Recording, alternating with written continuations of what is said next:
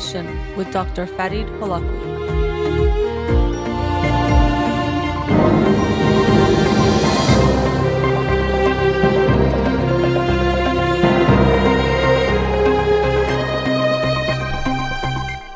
Good evening. Welcome to In Session. I'm your host, Dr. Farid Holakouee, and I'll be with you for the next hour here on Radio Hamra. Studio number to call in, 310-441-0555. You can follow me on Twitter or Instagram or like my page on Facebook to get updates on the show or suggest topics or books for the program. And the shows are uploaded at the end of each week to my SoundCloud page and podcast on Spotify and Apple Podcasts. So let's get to the books of the week.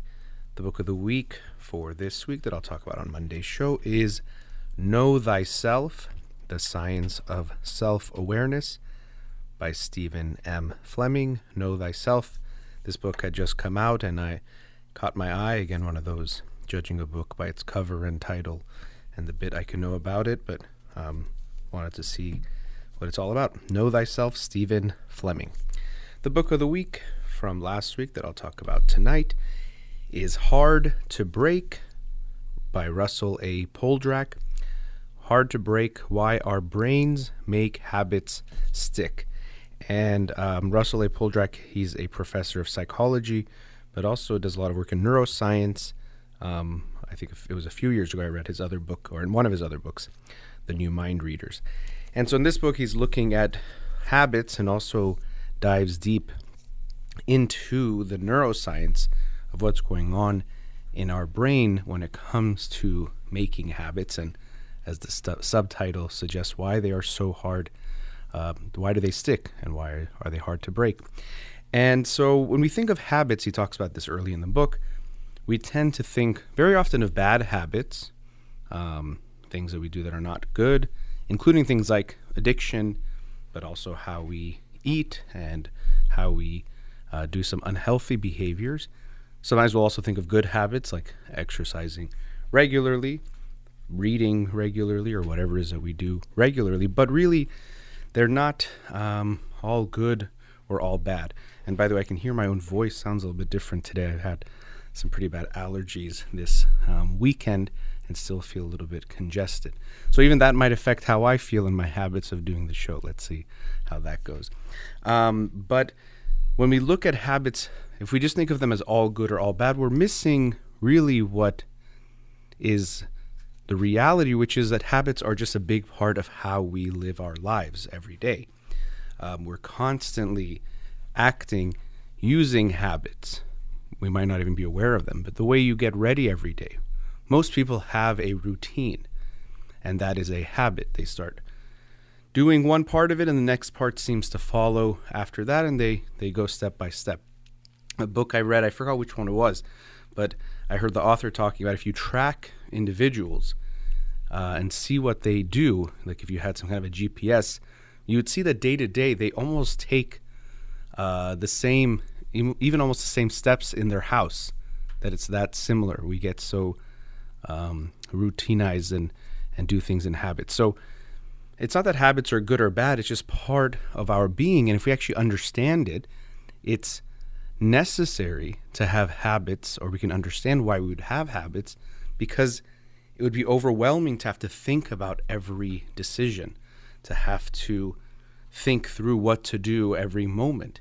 It can be better to have habits. And so this actually reminds me of how we sometimes think of the unconscious, and because I think of Freud and when his theory of the unconscious became popular, when he developed it, the unconscious was thought to be this dark place with all our impulses and desires and these bad things that we want to do, but society would not let us do, very likely because he developed theories during the Victorian era where there was a lot of suppression of desires, which continues now, but was even stronger then. So it would make sense that what was being revealed by his patients was very much these darker parts. But what we know is that the unconscious is actually just everything that we don't have in our mind consciously. A lot of it is actually quite good.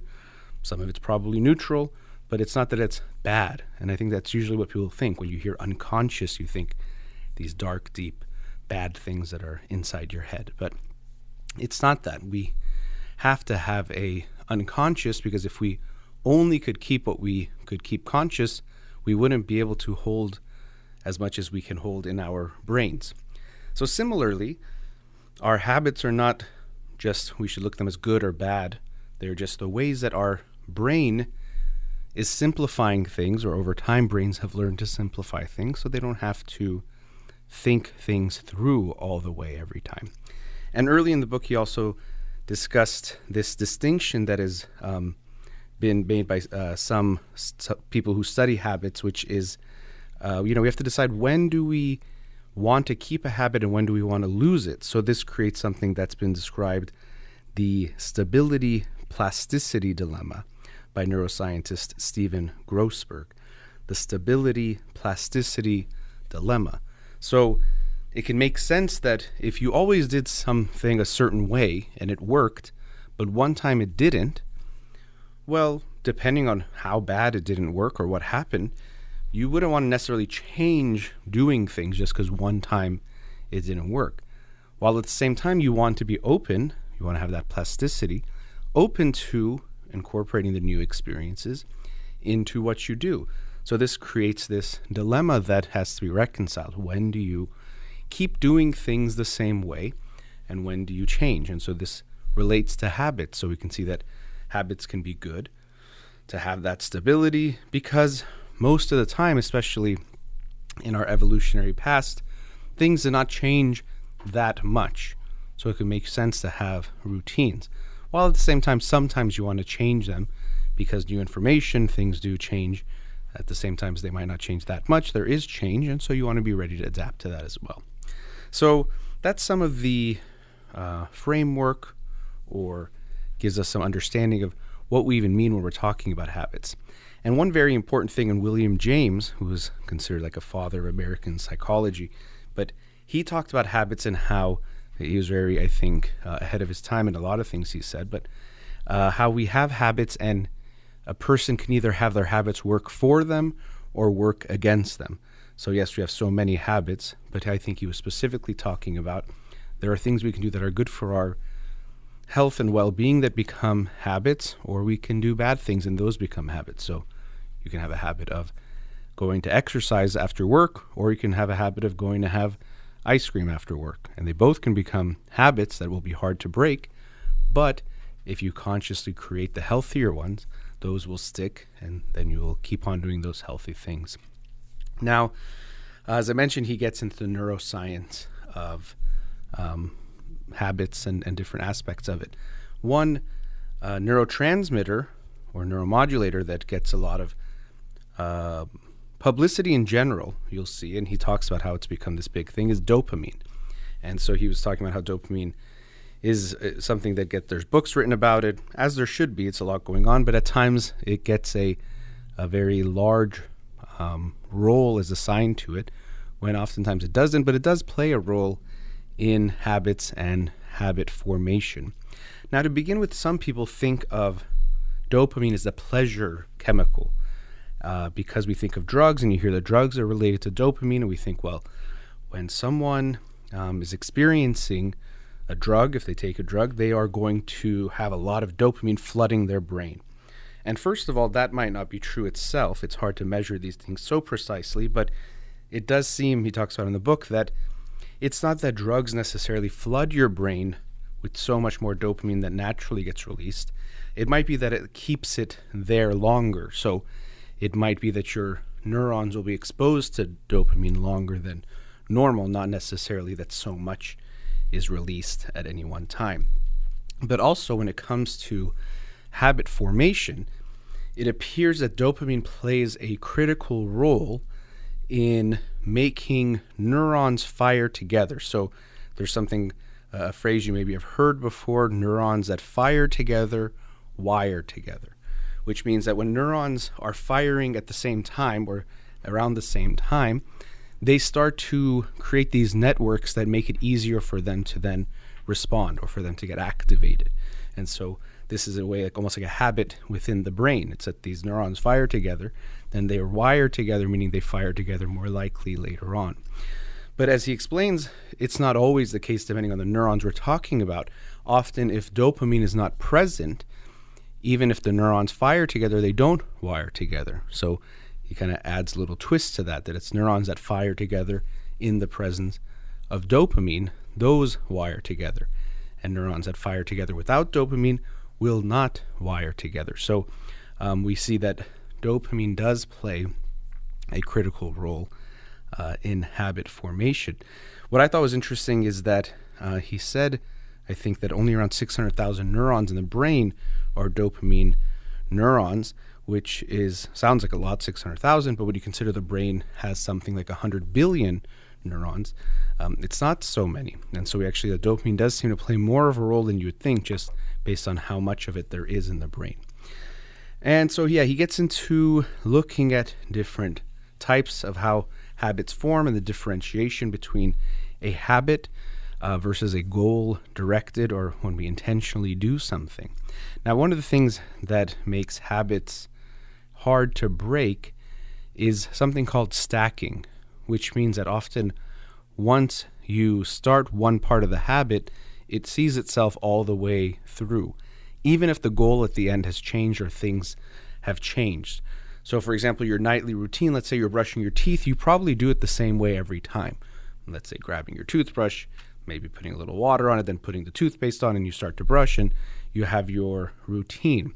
And once you start the first step of that routine, it can be hard to stop it, even if things have changed. Again, so this is where habits can serve us, because we can't think of every decision, but unfortunately, even if the situation has changed, the goal that intended to be achieved by this set of actions has changed, or something has changed within that, we still will carry it out all the way through. So that's the problem. The stacking happens, and also the cues. So if something cues or triggers a habit, it can be very hard for us to resist going all the way through. And people have probably experienced this when you have something like a craving. Oftentimes it's been triggered by something.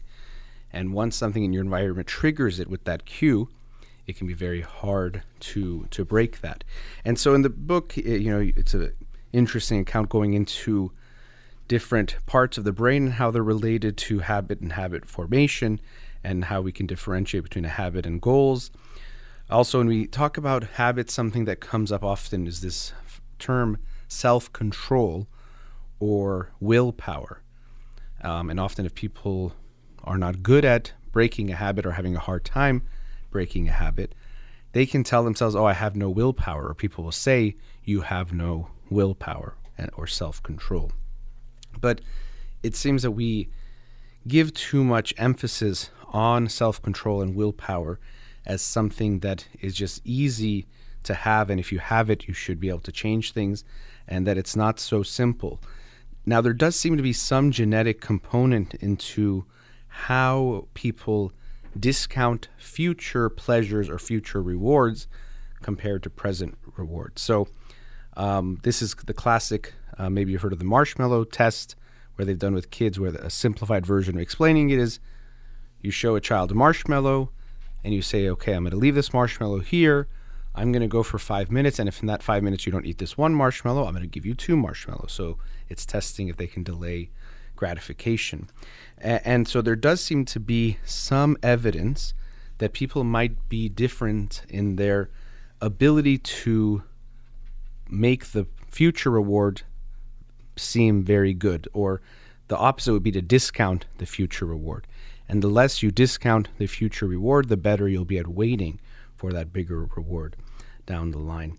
Now, I'm at a commercial break, but I want to add a few more minutes about this book. About the second half of the book, he gets into some ideas and research looking at how to try to break habits, or what the science is showing us. So I'll continue after the break on Hard to Break by Russell A. Poldrack.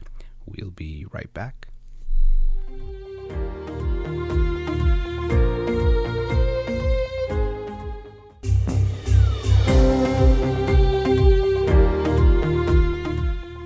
Welcome back. Continuing the discussion on the book Hard to Break by Russell A. Poldrack. Hard to break, why our brains make habits stick. And some thoughts I had about habits during the break. So, seeing how they can simplify things for us. When I start the show, I have a intro that I say practically the same every time, and it's helpful because once I started, I could just kind of say it in autopilot and don't have to think too much as I'm settling into starting the show. And over the course of the coming on 8 years of doing the show, I've changed some parts of it, but it's actually hard to change a habit when it's even something simple like this.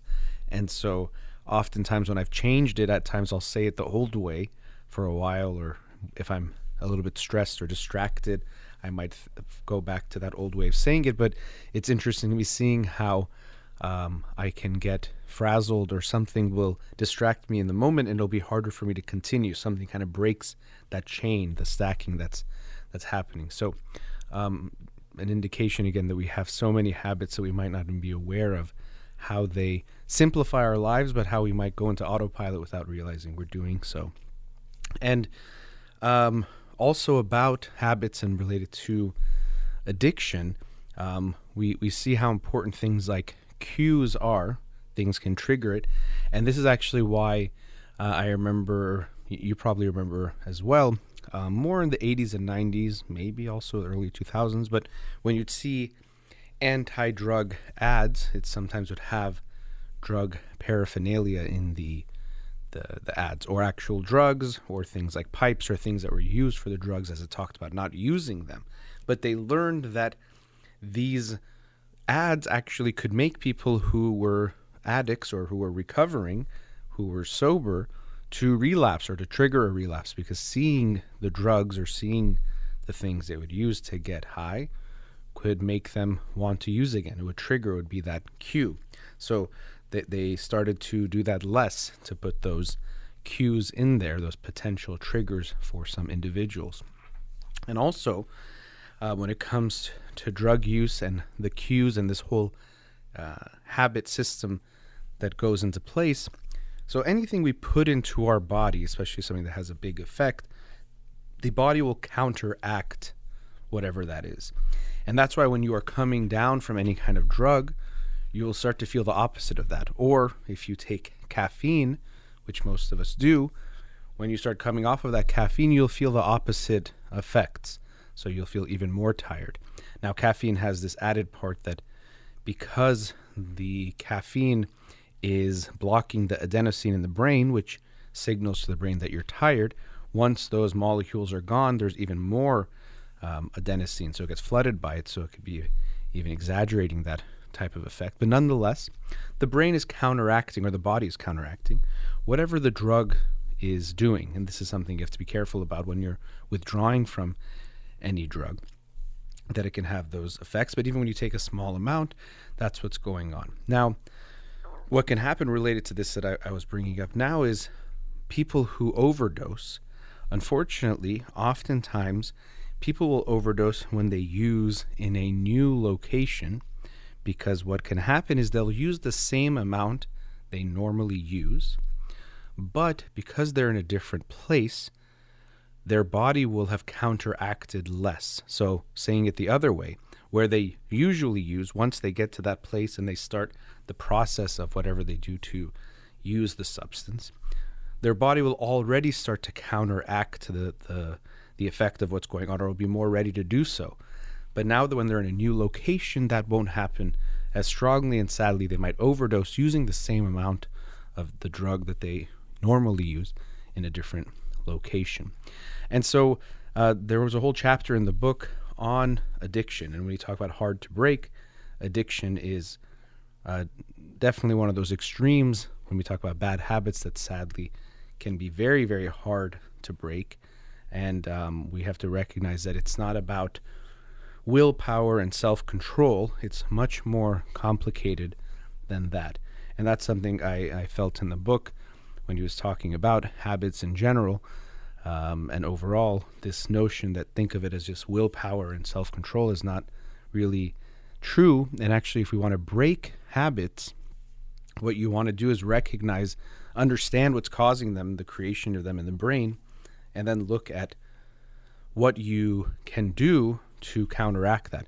And so I'll get to a few of the, as I mentioned, the end of the book gets more into things you can do to try to overcome your habits or to change them. And he talks about how trainings of self-control, you might hear about them. There are, I'm sure, courses, but also things like apps or programs that you can do that will claim to improve your self-control. But as he describes, the research doesn't seem to show that we can really do that, to build your self-control and willpower. So it doesn't seem to be the case. But he does outline in one of the last chapters different things that have been found in science and the research to help us understand how to change our behavior, how to change habits. And so here are those things he describes. So he says, first, we want to look closely at the environment to better understand the situations that trigger the unwanted behavior. So again, the triggers are very important because once the habit gets triggered and you start that process, it can be very hard to break. So look at your environment to better understand the triggers.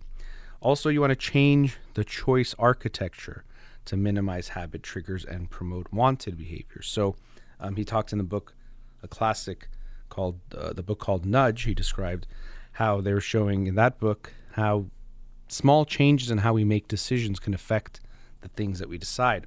And our behavior, the same thing is true. So we're seeing in these first two, looking at the cues, making it easier to make the right decisions. It's not about willpower, about, okay, if you are strong enough, you can resist the urge, or if you do this type of thinking, you'll avoid any kind of temptation. That doesn't seem to at all be the way to really make behavior change when we understand habit.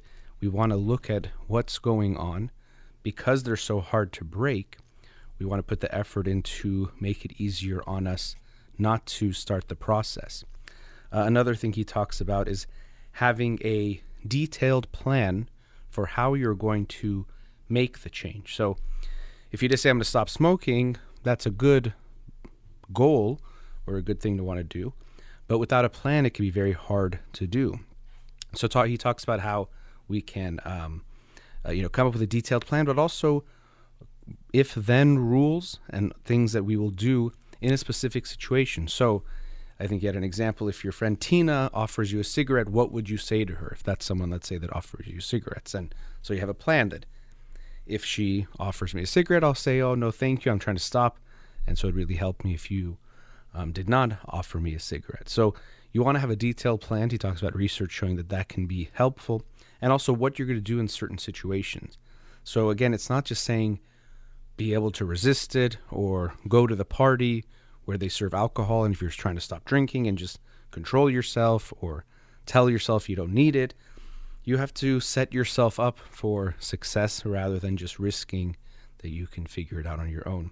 And then the last one he mentions here is closely monitoring your progress towards the goal and changing the plan when it's not working. So when they've done some research on things like weight loss, for example, they found that individuals who create a plan, but then also who are monitoring their progress, they're more likely to succeed or to do well with it. So he gives some of those more tangible types of advice based on the research looking at behavior change to help us understand how we can help ourselves.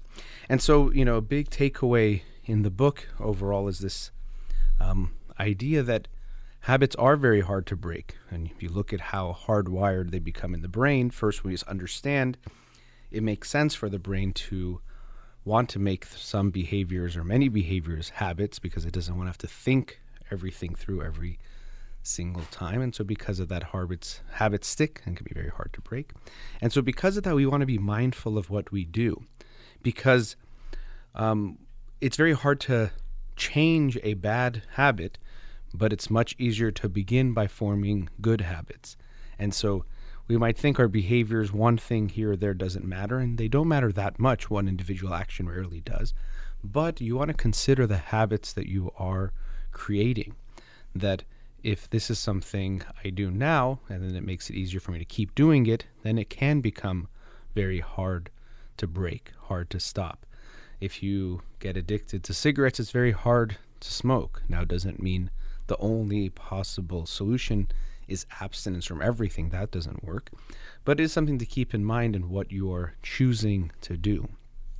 And habits are very hard to break, but we can be very intentional in the things we start to do, knowing that if we consistently can get ourselves to start doing something, then it'll turn into a good habit. So if you, for example, start doing a routine of a morning walk, something I've done different times where I walk every morning, well, then I start to think about it even the night before. And when I wake up, it becomes part of something I'm going to do almost automatically.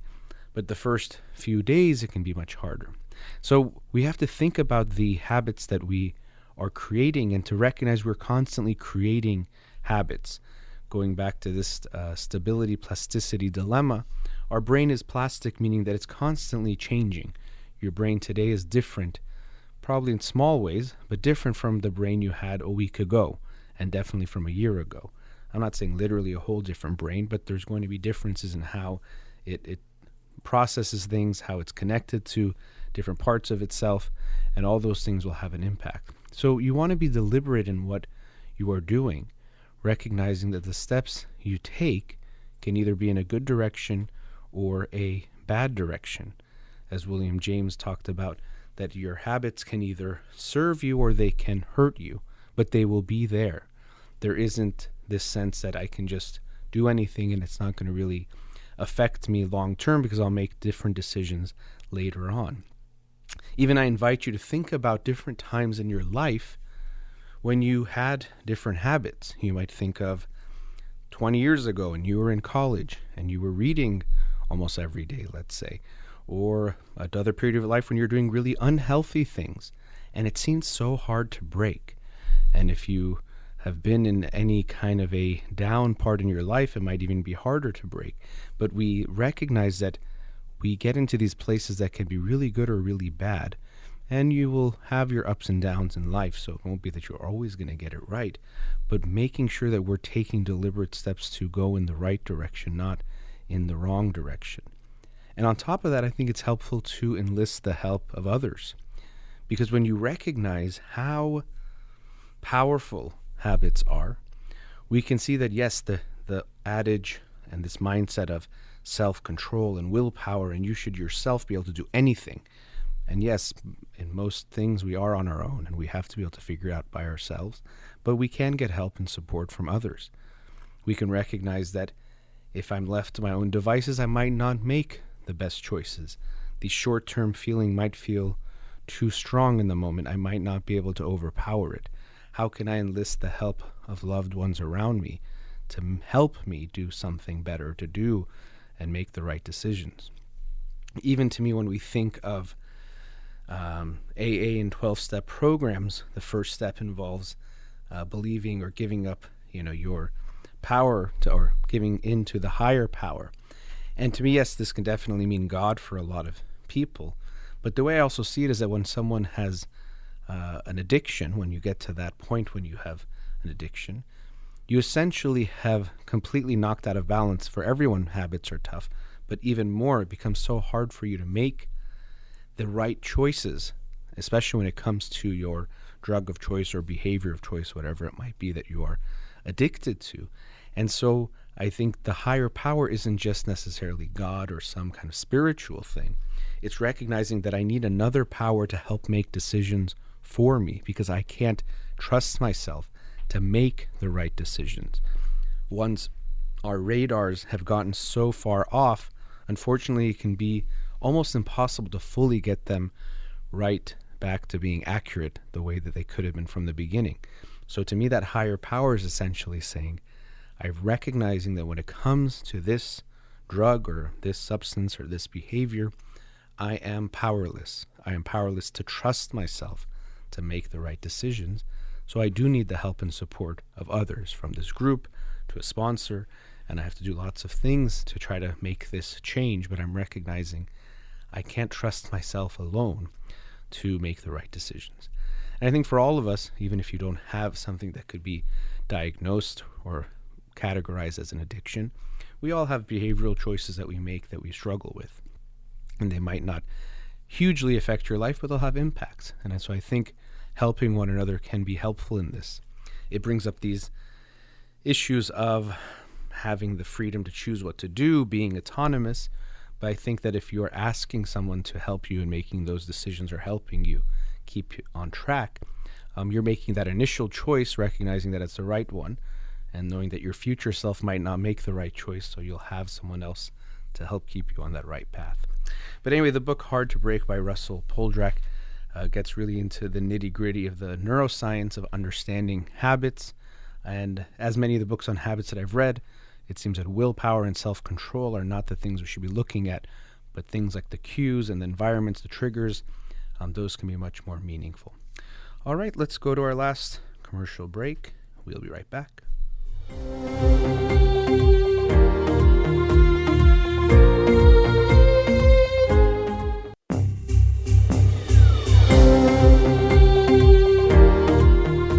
Welcome back. So tonight was talking about the book Hard to Break by Russell A. Poldrack about habits and what can make them so hard to break and why they stick so much because of our brain and how habits are formed and how there's a lot of good in that, but obviously, like lots of things, they can backfire or they can hurt us as well. And I wanted to end this show tonight looking at habits from, this is more about the individuals, although he talks about at the end of the book, globally. It's interesting now, I mean, for the last year or so, a lot of the books I'm reading, they talk about COVID at the end, because when COVID first started, publishing a book takes months. I mean, well, to write it and publish it takes years usually, but even that publishing part, once it's written, is going to take at least months. And so for most at the beginning of COVID, none of the books could mention COVID because they were written too late.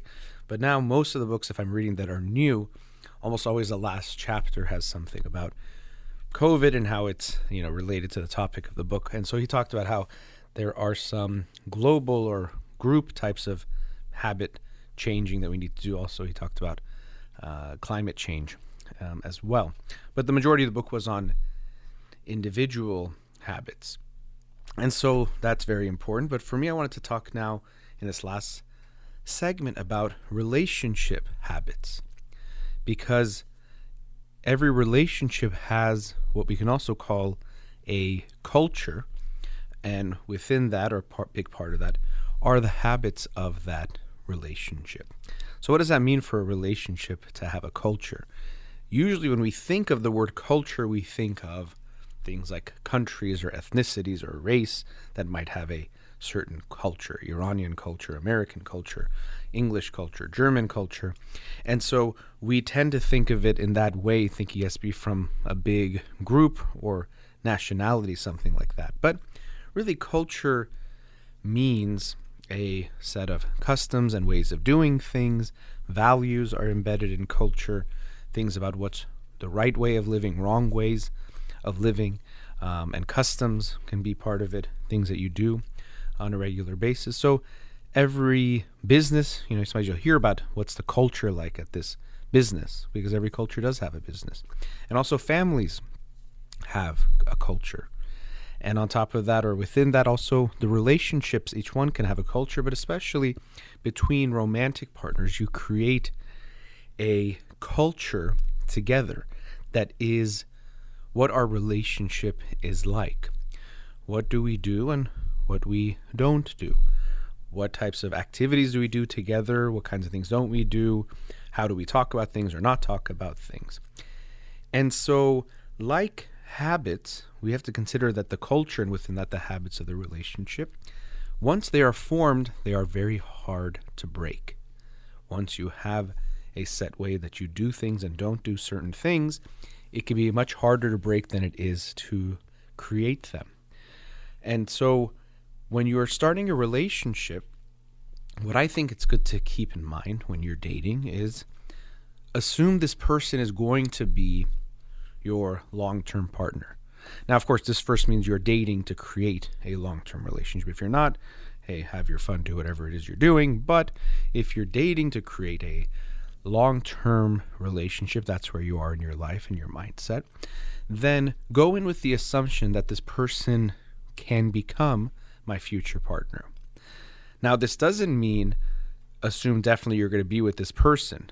When I deal with people in therapy, of course, there's a spectrum on almost everything.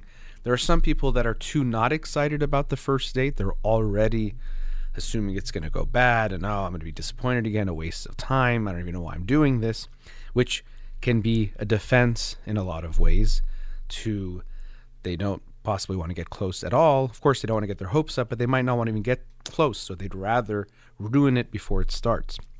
So there's those people, but then there's people on the other end of the spectrum that go into a first date already creating so much. What if he or she becomes my husband or wife? What would our life look like? And they go too far ahead in that way and get too excited, which means they can definitely get let down if things don't work, but maybe even worse than that, they might not look as objectively at what's going on. They've already gone too far ahead. So I'll sometimes work with clients. I'll say, okay, it seems like you like this person, but you one date like them or two date like them, meaning that you like them as much as you can like someone in 2 dates, let's say, or whatever that potential is, let's say 97% or 98%, which is good, but it's only 2 dates liking someone, which means we can't go ahead. And that's another way that we avoid the anxiety of dating. We can either ruin it before it even starts, or we can already assume it's the real thing. People have a hard time, of course, waiting to see what's going to happen and what unfolds. So we want to get to a conclusion. Either it's definitely not going to work or this is the one. And after a few dates, you can't know. You have to keep on dating and waiting to see what's there. But what I mean is that when you start to date someone, recognizing that because they can turn into your long-term partner, potentially, I don't want to start with behaviors that I wouldn't want to be part of our relationship or a relationship that I am in. So when you're, let's say, starting to talk, to me, whatever principles or values are important to you, keep them from the beginning. A big one that comes up in dating in general, in relationships in general, but especially when we look at the beginning of dating, is honesty and being truthful. Sometimes people think, well, I don't know this person yet. Even I've heard people say, do I owe them to tell them the truth? And when you tell someone the truth, you hopefully aren't doing it for them. You're doing it for yourself because you want to say what is truthful and honest and not to lie about something. So it's not about them deserving something from you or you owe them something. That desire to be honest is hopefully something that you intend to do from yourself.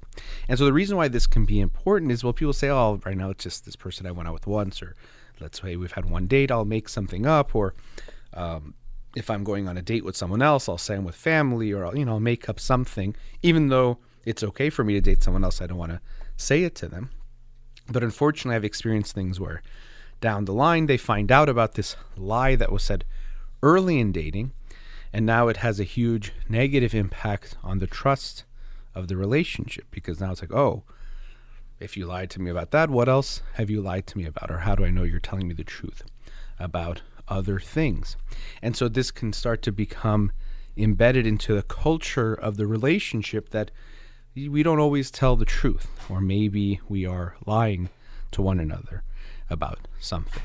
So we want to be careful that when we are creating this relationship, again, it hasn't become even a relationship yet, what are the actions that we're taking? Is this a type of relationship I want, this value, or this type of a behavior? We want to keep that in mind when you're even just starting the relationship. So this, of course, would be a strong argument against playing games, which I know many people think is something you have to do or something that's important to do. But I think it's very much not helpful in creating a strong relationship to begin by playing games, meaning you're not being honest or truthful with your intentions or actions. Or one of the things that people do when they're playing games a lot of times is to not do something they say they're going to do, or to be wishy-washy about certain things. And so again, ask yourself, is this what I want to be the culture of my relationship in my long-term relationship? If not, I would recommend against doing those types of behaviors. And now as the relationship starts to build, hopefully there's other things you'll think about when you are creating this culture of the relationship. A big one for me, it usually doesn't show up till a little bit later because bigger emotions are involved, the fights are getting a little more intense, is disrespect. Disrespect is poison for any kind of relationship. It just is negative. It's not, oh, we're passionate. No, passion doesn't mean you have to ever disrespect someone. Passion means you care strongly about someone. If you care strongly about someone, you would think that means you strongly don't want to hurt them if you care about them. That type of a passion is more about just wanting to express your feelings in whatever way feels right to you or something from your past. So passion does not mean ever disrespecting your partner. And I think, unfortunately, some people fool themselves in this way by saying that, oh, it's because we're so passionate that we do such mean things to each other, or true love is not true love unless it has these types of elements to it, which is not at all the case. So disrespect is something that even in small doses is going to be toxic to a relationship. And unfortunately, when you see couples and you talk to them about how they fight, you can see that sometimes they cross certain lines, and once they cross those lines, it becomes fair play in their fight. So once they've said certain words to each other that I can't say on the air, well, then it becomes okay to say those during the fight. Or one person says it and the other one will start to say it too, because it's like, well, if you're fighting that dirty, I'll fight that dirty as well. And it reminds me of something my cousin Farid, I remember years ago, I saw him actually this weekend. He told me once, when you cross the line, it's not that you've crossed the line, now you've moved the line of what's okay. So it's not like, oh, you crossed the line and now you go back. Usually, unfortunately, you cross a line, you do something you hadn't done in a relationship or you hadn't done in general, and now that becomes part of the behavior you're okay with. So yeah, we yell these things at each other now because that's where the line has been moved to. So you have to be careful about these things, because once they become habits and part of the culture of the relationship, they will be very, very hard to break and hard to change. You just expect that. And actually, you'll see sometimes people will bring the culture from their previous relationship into the new one. It might be part of who they are in general, how they are in general, but sometimes they'll come into a new relationship like, oh, that's how I would fight with my ex, and now I'm doing that here, when it's something totally not okay. So we want to be intentional about the formation of this culture because it can be so hard to break. So disrespect is important. Within that is how we fight. How do we talk about things? How do we express our feelings? How do we deal with it? Do we, have a fight and someone storms and leaves for 3 days? Or do we talk about it? Maybe we give each other some space, but we even communicate about that, and then we work on things. So you want to be very intentional about how you create this culture of your relationship, because it can make or break the relationship, but also make or break how you feel within that relationship. And I've worked with couples that I've seen the culture could be lots of things. Some is about the bad fighting. Some is about not talking about things. So in many couples, it's like, well, they might not say this. Of course, it's going to be unspoken, but we just don't talk about our feelings, or we don't talk about our sex life, or talk about something that bothers us, or if something happened in the past, we can no longer bring it up. And so I'd hope you create a culture where there's an openness in your relationship, where you can talk about things, where actually, even if it's uncomfortable, we encourage each other to bring things up. I don't want you to hold on to something and not tell me. I would rather you tell me, even if in the moment it doesn't feel good. So you can make that culture something that involves openness. And now, although culture and these habits are hard to change, I've been fortunate to work with couples where I have helped them through their hard work to change the culture in the relationship. So I don't want to say once the culture is formed, you can't change it at all. But as always, it's easier to build something strong than to repair something broken, like that Frederick Douglass quote about it's easier to build strong children than to repair broken men. It's easier to build something strong than to repair something once it's been damaged or built in the wrong way.